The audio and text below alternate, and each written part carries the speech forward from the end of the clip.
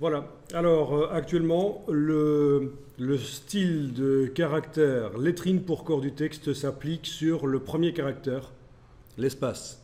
Le style approche pour lettrine s'applique sur le deuxième caractère, c'est ça. Je vais inverser les choses. Je prends celui-là, le premier, et je le fais descendre. Du coup, quand la case aperçue est cochée, vous devriez voir que le deuxième caractère du paragraphe subit lettrine pour corps du texte. Vous voyez, si je le fais remonter, c'est le premier caractère, l'espace qui le subit, mais l'espace il est invisible, donc vous ne voyez pas qu'il subit le style de caractère qui fait en sorte qu'il soit bleu et grand.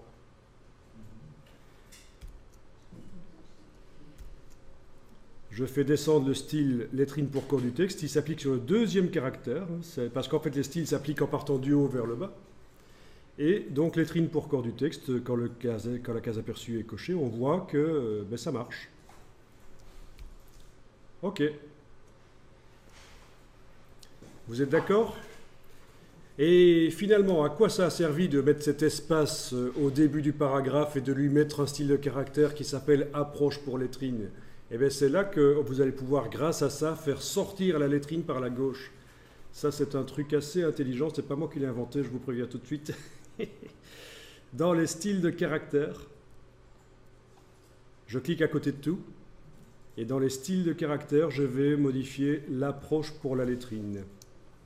Oui, d'ailleurs, au fait, je pourrais mettre les deux dans un groupe, puisque ça concerne la lettrine. Soyons propres.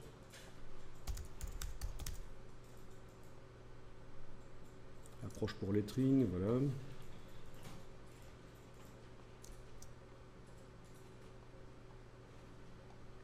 Alors.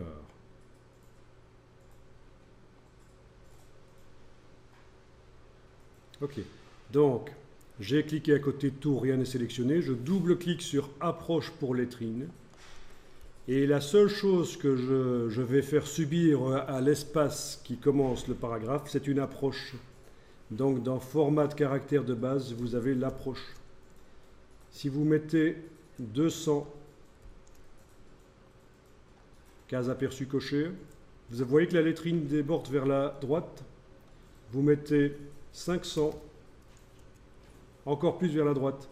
Mais l'idée ici, c'est de faire une approche négative. Par exemple, moins 500.